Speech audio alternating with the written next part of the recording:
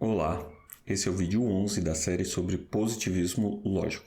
Falaremos sobre o problema da causalidade. Esse é o segundo problema apontado pelo Hume na fundamentação das ciências e que vai ser retomado pelos positivistas do Círculo de Viena. Vamos lá?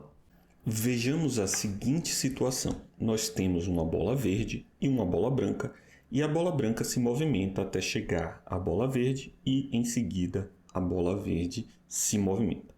Em geral, diríamos que o choque da bola branca com a bola verde causou o movimento da bola verde. Mas será que foi isso mesmo que nós vimos? Nós vimos essa relação de causa? Não. O que vimos foi uma sequência de eventos. Nós vimos o movimento da bola branca, vimos a bola branca chegar até o lugar onde a bola verde está e, em seguida, vimos o movimento da bola verde.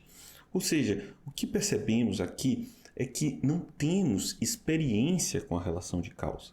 Na linguagem dos positivistas do Círculo de Viena, a causalidade vai além da experiência. Seria aquilo que está atrás daquilo que de fato observamos no mundo.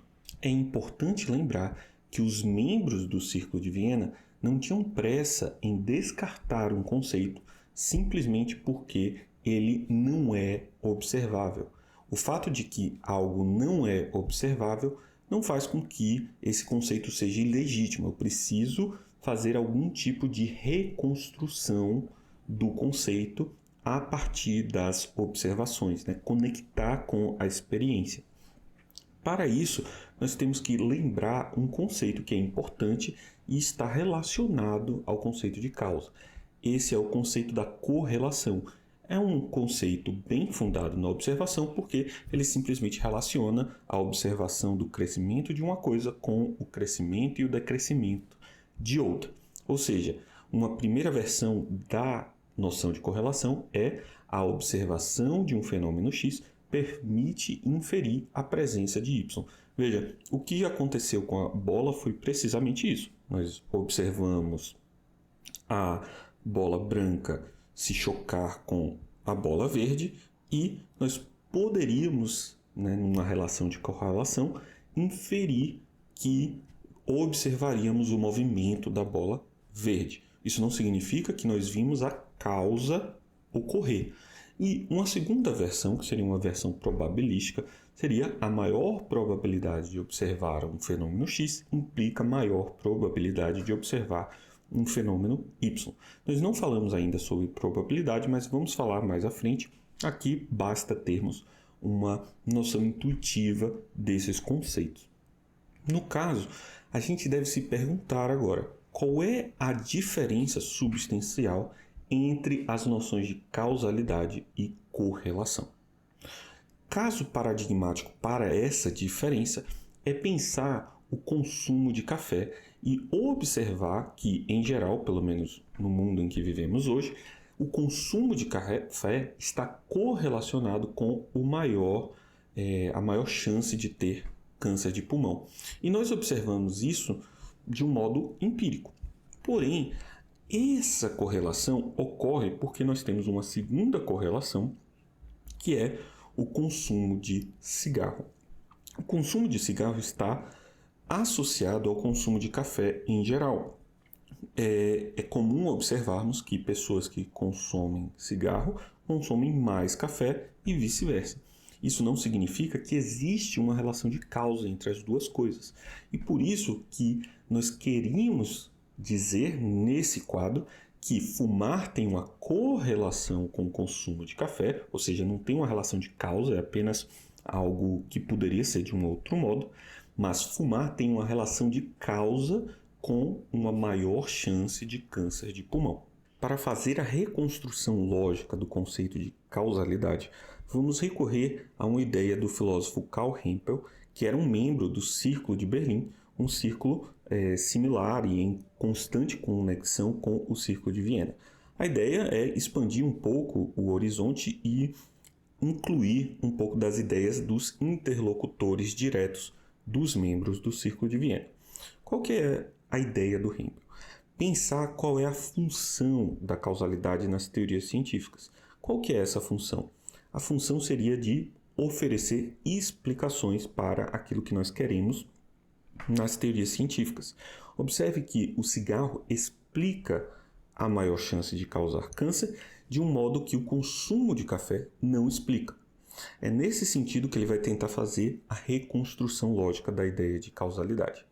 Mas será que podemos explicar sem recorrer à noção de causa?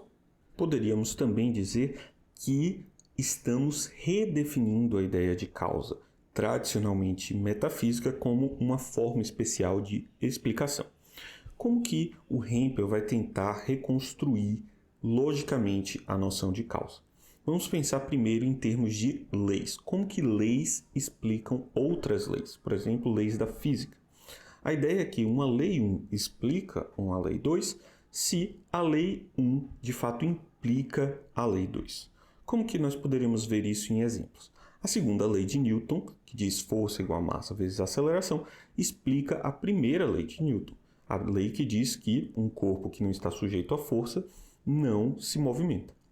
De um outro modo, nós temos que as equações de Maxwell, que são equações complicadas a respeito dos fenômenos eletromagnéticos, explica leis que foram descobertas anteriormente, por exemplo, a lei de Coulomb, que explica como que as forças elétricas interagem. As equações de Maxwell explicam de um modo mais amplo o que ocorre ou o que tinha sido descoberto anteriormente. Um outro caso é a lei da gravitação de Newton, que explica aqueles padrões observados nas leis de Kepler, que falava simplesmente sobre os movimentos, mas não explicava por que os astros se movimentavam daquele jeito. De modo semelhante, nós podemos ir até coisas mais observáveis a partir da explicação de eventos particulares. Um evento particular, y, explica um x, quando leis da natureza mais y nos permitem inferir a presença de x. Leis da química mais a presença de álcool mais oxigênio e uma faísca nos permite inferir que haverá uma combustão. Observaremos um fogo. Vejamos um exemplo onde essas questões de explicação podem ser importantes. O exemplo vai envolver as forças elétricas e um conceito de força vital. Como que nós fizemos para inferir ou postular força elétrica? Nós fizemos diversas observações e isso nos levou a postular uma força elétrica que explica como que podemos fazer certas previsões sobre fenômenos relacionados a coisas elétricas. Mas, nós, de modo semelhante, observamos que coisas vivas apresentam comportamentos dirigidos a metas.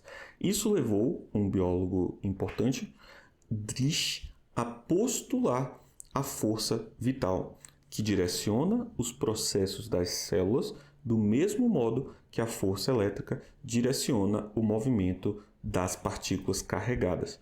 Como que nós podemos diferenciar essas duas formas de observar a explicação? Será que a força elétrica explica os fenômenos elétricos do mesmo modo que a força vital explica o movimento das coisas vivas? Ou seja, esses casos são ou não semelhantes? Observe que o primeiro, a força elétrica, permite previsões de fenômenos que não fazem parte do grupo de coisas que usamos para postular a força elétrica, ou seja, nós vamos além daquilo que nós já observamos. A partir da postulação de uma força elétrica, nós podemos fazer predições observacionais que vão além do escopo da sua identificação. O mesmo não acontece em relação à força vital. Ela não tem um poder preditivo para além do que observamos na sua identificação. Toda predição é uma explicação em potencial e toda explicação é uma potencial predição. Esse é um aspecto fundamental da ideia do Hempel. A ideia de que as explicações que podem substituir a noção de causa são aquelas que criam um ambiente de predição que vai além daquilo que nós já observamos ou coisas que nós já sabemos. E nesse sentido, nós vamos dizer que postular a força vital não amplia a nossa capacidade preditiva. A força elétrica tem uma capacidade explicativa que a força vital não tem. Um problema importante para esse modelo explicativo, que foi apresentado ao Hempel e também aos membros do Círculo de Viena, é o problema com relação às ciências históricas. Por exemplo, quando nós explicamos o florescimento dos mamíferos a partir do evento de extinção dos dinossauros, nós não temos uma relação de causalidade. De fato, o evento de extinção dos dinossauros abriu nichos ecológicos que foram ocupados pelos mamíferos, e isso é uma das razões do florescimento dos mamíferos que hoje dominam o planeta. Mas aqui não existe uma relação de causa e efeito do mesmo modo, ou explicação do mesmo modo que nos casos anteriores. O evento de extinção dos dinossauros poderia ter acontecido, ou melhor, poderíamos imaginar esse tipo de situação em que ocorreu e mesmo assim os mamíferos não floresceram. De modo semelhante, nós costumamos dizer que o rompimento da política do café com leite ajuda a explicar a Revolução Paulista. Os paulistas ficaram insatisfeitos com a quebra desse acordo político, de modo que isso é um dos fatores que ajuda a explicar o que aconteceu na Revolução Paulista. O que acontece é que as relações aqui nas ciências históricas são mais fracas e, além de serem mais fracas, elas não se repetem. Nós não podemos ver elas acontecer novamente.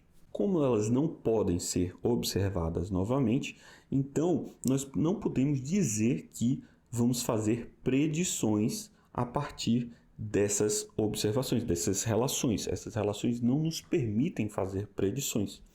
Nesse sentido, o Hempel vai dizer que o modelo de explicação para esse tipo de ciência, que não é parecido com a física, ele é de um tal modo que as relações são mais complexas e nossa ênfase deve estar em retropredições. Por exemplo, nós não podemos fazer, talvez, predições a partir desses fenômenos, mas nós podemos, com uma ciência como a evolução, fazer retropredição.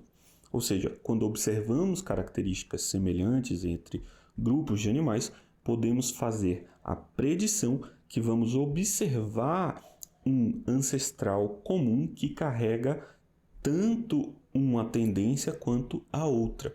Algum animal que é semelhante em um sentido a outro, mas não em outro, vai fazer com que nós possamos prever a existência de fósseis ou de outros animais que têm características intermediárias nas duas direções. Então, nós não podemos fazer predições, mas nós podemos fazer retropredições, ou explicar fenômenos anteriores a partir de fenômenos posteriores.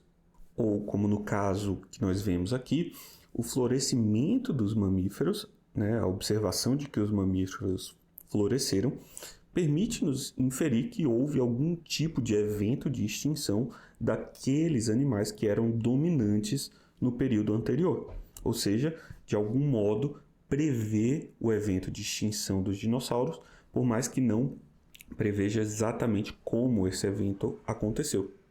Ou, como no caso da história, a Revolução Paulista, que reclamava pelo poder, pela perda de poder de influência do Estado de São Paulo no contexto nacional, ajuda a explicar que tem que ter havido o rompimento da política do café com leite. Afinal, se eles ainda estivessem na política do café com leite, o Estado de São Paulo não teria movimento ou não teria algo tensionando a sua relação por protestar espaço no cenário nacional. Mas esse não é o único problema no modelo explicativo. Um outro problema é o problema da direção e simetria. Vamos ver um exemplo. Digamos que nós temos marcas vermelhas na pele e temos a situação ter catapora. Temos duas sentenças, marcas vermelhas na pele e ter catapora. Qual que é a relação de inferência lógica? Observe que nós fazemos a inferência de que alguém tem catapora quando vimos marcas vermelhas na pele, e mais possivelmente outros fatores. Mas nós não inferimos a relação contrária. Uma pessoa pode ter catapora e ainda não ter desenvolvido as marcas na pele. Ou seja, aqui a relação de explicação parece ir na direção contrária daquela que nós esperamos. Nós esperamos que a relação de causalidade seja na direção contrária. A catapora causa essas marcas na pele e não as marcas na pele causam catapora. Porém, a relação de inferência lógica é na direção contrária. Então, nós temos aqui um problema, mas temos também uma outra questão, que seria a da simetria. Observe que se nós temos a sentença 1, lua cheia, lua foi crescente na semana passada e lua será minguante na semana que vem, observe que cada uma pode ser usada como uma inferência para outra. Se a lua é cheia agora, eu posso inferir que semana passada ela foi crescente. E se ela foi crescente na semana passada, eu posso inferir que a lua é cheia hoje. Né? Essas duas relações elas são simétricas. Às vezes, quando nós temos relações de leis uniformes a respeito da realidade, nós podemos fazer a explicação tanto do passado para o futuro, quanto do futuro para o passado. E a respeito do modelo explicativo, nós esperamos que a relação de causa seja assimétrica. Uma coisa causa a outra, mas a outra não pode ao mesmo tempo causar a uma. Né? As relações de causa são unidirecionais. Então, o modelo de explicação não poderia substituir a relação de causa como o Hempel esperava. Então, precisamos de um modelo explicativo um pouco mais sofisticado. Uma explicação não é uma relação, não substitui completamente a relação de causa, mas talvez explicações com uma certa qualificação substituam. Vejamos agora um contraste entre um aprimoramento do modelo explicativo e a relação de causa como interpretada tradicionalmente na metafísica.